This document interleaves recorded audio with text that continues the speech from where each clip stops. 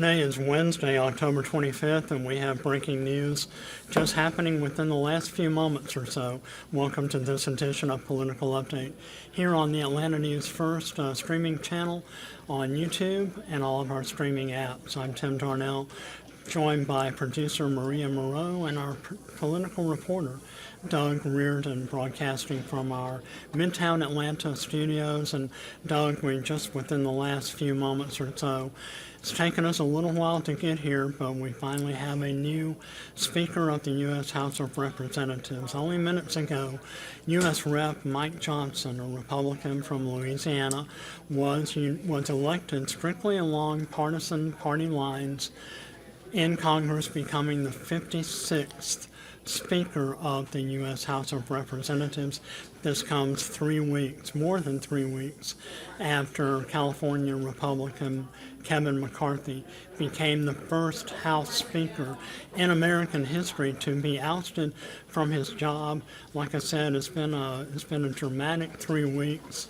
Talk to us a little bit about just some of the dissension and chaos that we've seen among congressional Republicans on Capitol Hill. Yeah, well, those are the best words for it. I think I lost count, but you said about 3 weeks. I think it was 22 or 23 days that this body, one of the most important governing bodies in the country, and certainly a branch of government here, was without a leader. And so this is certainly welcome news, I think, to Democrats and Republicans. So now we can kind of get things back on track in Congress. So as you mentioned, Mike Johnson, who is a Louisiana Republican, got that with 220 votes. He only needed 217, which most candidates before him had failed well short of to obtain. And so we had even seen a representative from here in Georgia, Austin Scott from down in Tifton, throw his name into the hat for a little bit. So it felt like a bit of a free-for-all. I heard somebody describe it as drinking from a fire hose with all of the people who had thrown their names into the hat at this point. And honestly, Johnson was kind of a quiet contender, but he is someone who has held small leadership roles before in Congress,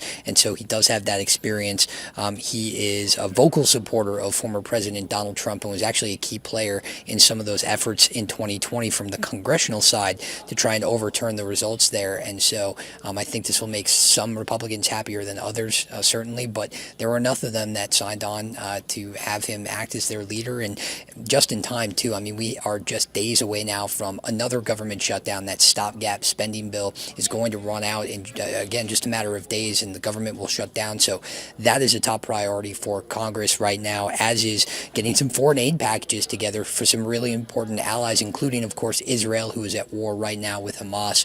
There's lots of work to do there, and continuing to fund the war in Ukraine and trying to help them out with some arms deals and weapons deals as well. And so there are a lot of important things. This came at a really terrible time for Congress, and so now we can finally hopefully get things back on track. I know Democrats have expressed their willingness to just seat somebody at that dais so that they could get these things working and moving, and that's hopefully where we'll go from here.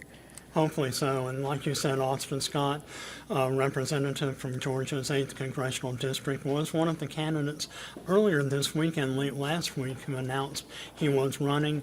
There was a secret ballot held yesterday, I believe, and also the day before, where Republicans gathered in a conference room and were really hopefully able to come up with a nominee, and that is what has happened today, just moments ago. As we mentioned, Mike Johnson, congressional Republican from Louisiana, is now the 56th House Speaker